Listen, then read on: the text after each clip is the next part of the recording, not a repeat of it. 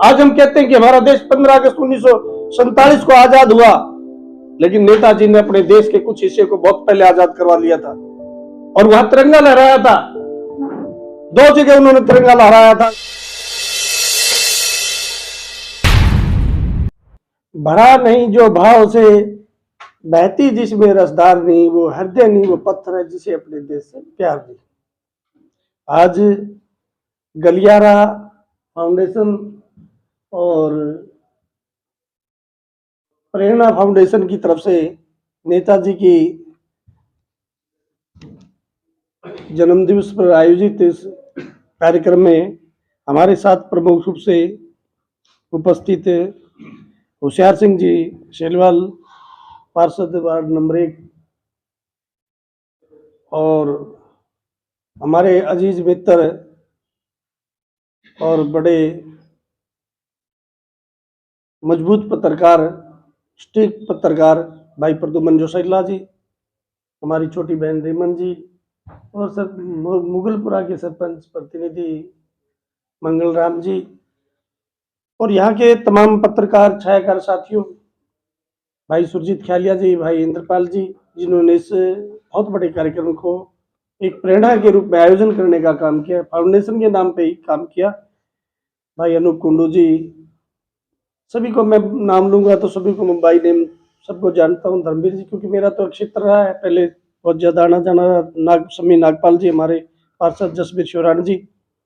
मित्रों, आज हम नेताजी सुभाष चंद्र बोस को उनकी जयंती पर जो याद कर रहे हैं,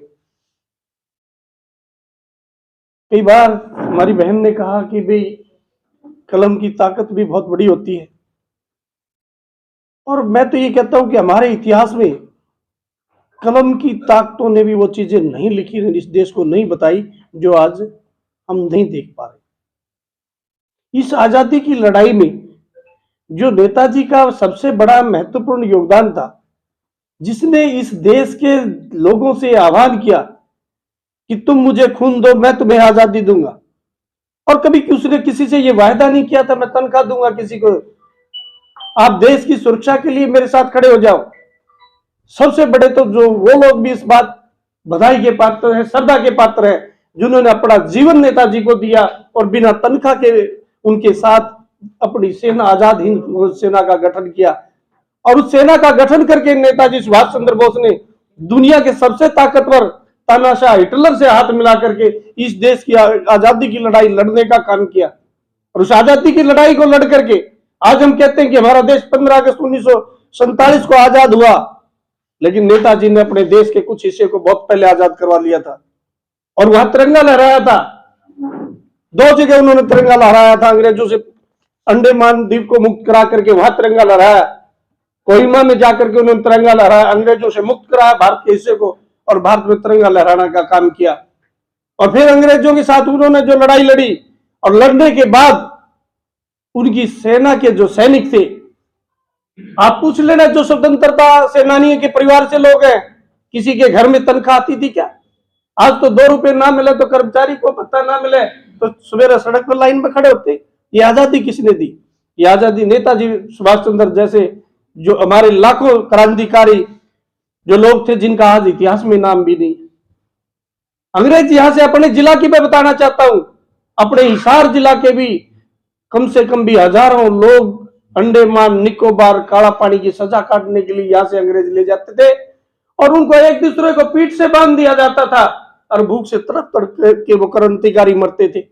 और यहीं के हमारे लोग थे, अंग्रेज कोई बड़ी फौज लेकर के हमारे देश में नहीं आए थे, हमारे ही लोग थे जिन्होंने उन लोगों पर जुल्म किया, उनसे अंग्रेजों से मिलकर के पैसे की भूख के ऊपर उन्होंने अंग्रेजों के साथ मिलकर के इस देश को 200 साल तक गुलाम रखवाने का काम किया। वो लोग भी यही मौजूद थे। और जब उनके बारे में जब कोई अंग्रेजों के खिलाफ बोलता था तो वही लोग बताते थे कि आपके खिलाफ ये बोलता है।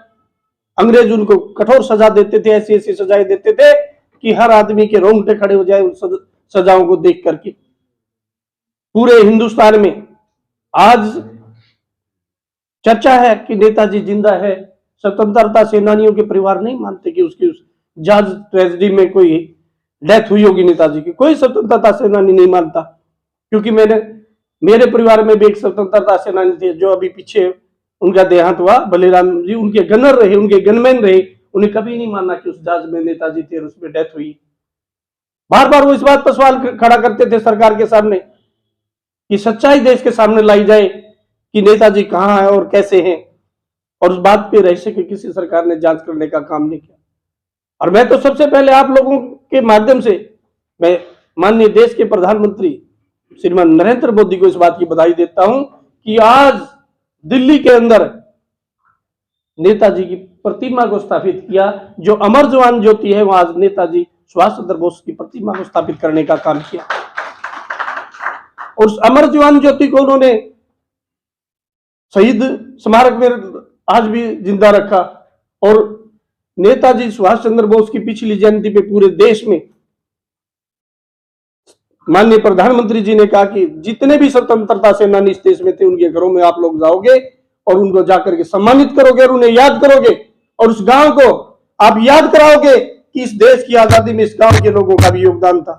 इन लोगों ने भी बलिदान दिया था, बिना तनख्वाह के लड़े थे, जो अपने छोटे छोटे बच्चों को छोड़ करके, अपने घर परिवार को छोड़ करके, अपने लोभ लालच को छोड़ करके किसी भी प्रकार के, उसने देश के ऊपर अपनी जान न्यौछावर की और जाकर के नेताजी सुभाष चंद्र बोस की सेना में भर्ती हुए और बिना तनख्वाह के उन्होंने देश की लड़ाई लड़ी। सबसे बड़े आज योगदान अगर देश की आजादी में है तो नेताजी सुभाष चंद्र बोस की जो स्वतंत्रता संग्राम के सेनानी है, उनका सबसे बड़ा योगदान इसमें।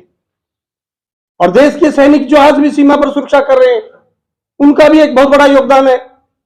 आज जब से अटल बिहारी वाजपेयी देश के प्रधानमंत्री बने, उससे पहले तो कोई सैनिक शहीद होता था तो सिर्फ ट्रक पेटी घर पाया करता था, संदेश आता था सैनिक का। लेकिन माननीय अटल बिहारी वाजपेयी ने यह साबित किया और देश के जवान को कहा कि मैं आपके पीछे खड़ा हूं, हर सैनिक के पीछे खड़ा हूं। और जितने मान सम्मान उनकी सरकार आने के बाद में, अटल जी की सरकार के बाद में, हर सैनिक का पार्थिव शरीर उसके गांव में आता है। और ये कहते हैं ना, अब हम कहते हैं भी शहीदों के चिताओं पर लगे हर मेले, यही बाकी निशा होगी। उस काम को अगर करने का काम किया तो श्रीमान अटल बिहारी वाजपेयी ने किया। आज कोई सैनिक शहीद होता है देश की सीमा पर, देश के किसी कोने में, तो आज देश की सरकार के मंत्री से लेकर के, मुख्यमंत्री से लेकर के तमाम पब्लिक उसके पीछे मेलों पर जाती है। आप तमाम पत्रकार साथी भी जाते हैं और सरकार की तरफ से उनको बहुत सुविधाएं भी दी जाती है। ये काम भी इस सरकार ने करा। हम लोगों का अभी ये दायित्व बनता है, सरकारें आएंगी चली जाएंगी, हमारा पहला दायित्व बनता है कि हम जिसके साथ खड़े हैं वहां से हमारा देश कमजोर नहीं होना चाहिए, केवल हम देश के प्रति सोचना चाहिए। नेताजी को अगर सच्ची श्रद्धांजलि होगी, कोई कहता है कि नेताजी को अमर थे, अमर हैं, अमर रहेंगे, ऐसी महान विभूतियां कभी मरा नहीं करती, उनका इतिहास स्वर्णिम होता है। देश दुनिया जब तक चलेगी उनका इतिहास तब तक चलेगा। सबसे बड़ी जरूरत है तो हमने अपनी विचारधारा को मिला करके अपने देश को मजबूत करने के लिए, अपने देश को ताकत देने के लिए और हमारे देश के प्रति हमने अपनी सोच को बनाए रखने के लिए है। हमारा देश की बड़ी व्यापक सीमाएं हुआ करती थी, उन सीमाओं को वापस हासिल करने के लिए, उस सोच को आगे बढ़ाने के लिए हमारा लक्ष्य होना चाहिए। हमारे देश की सीमाएं सुरक्षित होनी चाहिए, उस बात पर हमें ध्यान होना चाहिए। हम ऐसा कोई भी काम ना करें जिससे मेरे देश को नुकसान होता हो, मेरे देश का जहां भला होता हो हमें वहां खड़ा होना चाहिए, चाहे हमारे आपस में विचार ना मिले। कोई भी दलीय स्थिति ऐसी नहीं है, सबकी अपनी अपनी विचारधाराएं होंगी, लेकिन देश हमारा सर्वोपरि है। सबसे पहले देश हमारा है, उस देश की हम रक्षा करेंगे।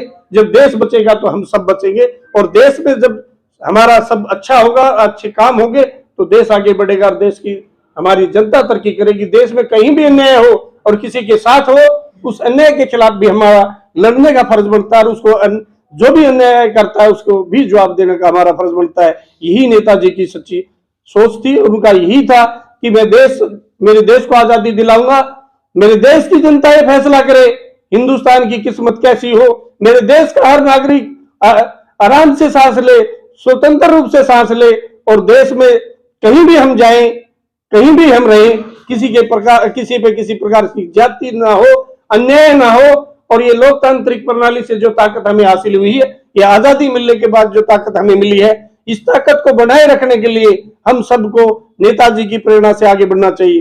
क्योंकि मैं इंद्रपाल जी और आप सबका, दोनों का, सुरजीत कालिया जी का बहुत बहुत आभार प्रकट करता हूं, क्योंकि समय का भी अभाव है। मुझे आज नेताजी की जयंती पर हमारे पड़ोस में हरियाणा सरकार में मंत्री देवेंद्र बबली जी भी स्वतंत्रता सेनानी परिवार से संबंध रखते हैं। उन्होंने भी नेताजी के जीवन पर एक बहुत बड़ा कार्यक्रम का आयोजन किया हुआ है, मधुर मिलन समारोह के नाम से। उसमें जाना था और जो समय का देखा कि भाई ठीक है, अब तो जो हुआ ठीक है, भाई ने ना नहीं कर सका थे, हाँ कर रखी थी, दोनों भाई लाडले थे मेरे। तो आप सबको नेताजी की जयंती पर बहुत बहुत बधाई देता हूँ और आपसे यही आपके चरणों में प्रार्थना करता हूँ और आप सबका यहाँ आए और इन विचारों को आगे बढ़ाने के लिए आप लोगों के दिल में जो दर्द है, क्योंकि शहर में लोग बहुत रहते, दुनिया बहुत, लेकिन आप लोग, आपका विचार है, आपकी सोच है देश के प्रति, समाज के प्रति, इसीलिए आप इस विचार गोष्ठी में आप आए हैं और आपने बड़े अच्छे सुझाव, अच्छे विचार रखे। मेरे से पहले जो वक्त आए थे, मेरे से बहुत अच्छा उन्होंने विचार रखा और बड़े अच्छे उनकी जो गोष्ठी में सुझाव थे, उन सब की विचारों को मेरे विचारों के साथ जोड़ता हुआ आप सबको बधाई देता हूँ और उनको भी का भी धन्यवाद करता हूँ कि आप लोगों ने बड़ा अच्छा मार्गदर्शन किया है समाज और भाईचारे का। उन्हीं इन शब्दों के साथ मैं आप सबका पुनः धन्यवाद करता हूँ और नेताजी को श्रद्धांजलि अर्पित करते हुए अपना स्थान लेता हूँ। और मैं एक दो नारा लगाऊंगा और नारा दूर तक जाना चाहिए ताकि लोगों को लगे कि नेताजी के उस पर जन्मदिन पे गोष्ठी हो रही है। नेताजी सुभाष चंद्र बोस अमर रहे, अमर रहे, अमर रहे। आवाज नहीं आई, कड़क आवाज आनी चाहिए, कड़क, जिस तरह आजादी फौज के सैनिका की आवाज, पेट से भूखे होते तो भी उनकी आवाज बड़ी मजबूत है। नेताजी सुभाष चंद्र बोस अमर रहे, अमर रहे, अमर रहे। नेताजी सुभाष चंद्र बोस अमर रहे, अमर रहे, अमर रहे। भारत माता की वंदे वंदे जय।